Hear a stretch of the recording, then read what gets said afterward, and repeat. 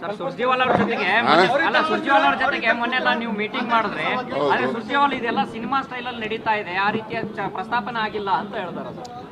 ಅವರು ಹೇಳಿದಾರೆ, ಅವ್ರು ಹೇಳಿದ್ದನ್ನ ಸರಿ ಇಲ್ಲ ಅಂತ ಹೇಳಕ್ ಆಗ್ತದ? ಅವ್ರು ಹೇಳಿದ್ ಸರಿ ಇದೆ ಅಂತಾನೆ ಹೇಳ್ಬೇಕು. ನಾನು ಹೇಳಿದಂಗಂತ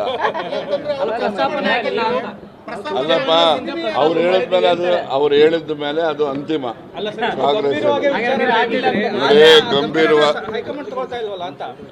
ತಗೊಂಡಿದ್ದಾರೆ ನೋಡಿ.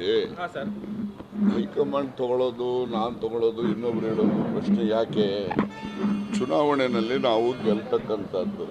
ಹಿಂದಿನ ಪ್ರೀವಿಯಸ್ ಬಿಜೆಪಿ ಗೌರ್ಮೆಂಟ್ನಲ್ಲೂ ಇದ್ರು, ಕಾರಜೋಳ ಇದ್ರು, ಅಶ್ವಥ್ ನಾರಾಯಣ ಇದ್ದ, ಈಶ್ವರಪ್ಪ ಇದ್ರು, ಹಿಂಗೆಲ್ಲ ಇದ್ರು. ಈಗ ಹೊಸದಾಗಿ 3 ಸರ್ಕಾರಗಳು ಏನು ಬಂದಿದ್ದಾವೆ, ಛತ್ತೀಸ್ಗಢ, ಮಧ್ಯಪ್ರದೇಶ್, ರಾಜಸ್ಥಾನ್. ಬಿಜೆಪಿನವರು ಅವರು ಕೂಡ ಬೇರೆ ಸಮುದಾಯಗಳಿಗೆ ನ್ಯಾಯ ದೊರಕಿಸ್ಕೊಡ್ಬೇಕು ಅಂತೇಳಿ ಉಪಮುಖ್ಯಮಂತ್ರಿಗಳನ್ನ ಮಾಡಿದ್ದಾರೆ. ಅದೇ ಮಾದರಿನಲ್ಲಿ ಮಾಡಿದ್ರೆ ನಮ್ಮ ಲೋಕಸಭಾ ಚುನಾವಣೆ ಫಲಿತಾಂಶ ಉತ್ತಮವಾಗಿ ಬರುತ್ತೆ ಅಂತಕ್ಕಂಥ ಭಾವನೆಯಿಂದ ಹೇಳಿದ್ರು. ನಾನು ಆಗ್ಬೇಕು ಅಂತ ಹೇಳಿಲ್ಲ. ಒಂದ್ ವೇಳೆ ಮಾಡದೇ ಇದ್ರೆ ಹಿನ್ನಡೆ ಆಗುತ್ತೆ ಸರ್. ಪ್ರಸ್ತಾಪ ಮಾಡ್ತಾ ಇಲ್ಲ ವಿಷಯನ. ಸಿಎಂ ಮತ್ತು ಡಿಸಿಎಂ ಇಬ್ಬರು ಸಹ ಚಕಾರ ಎತ್ತಾ ಇಲ್ಲ, ನೀವು ಹತ್ರ ಮಾತಾಡ್ತಾ ಇದ್ರಿ.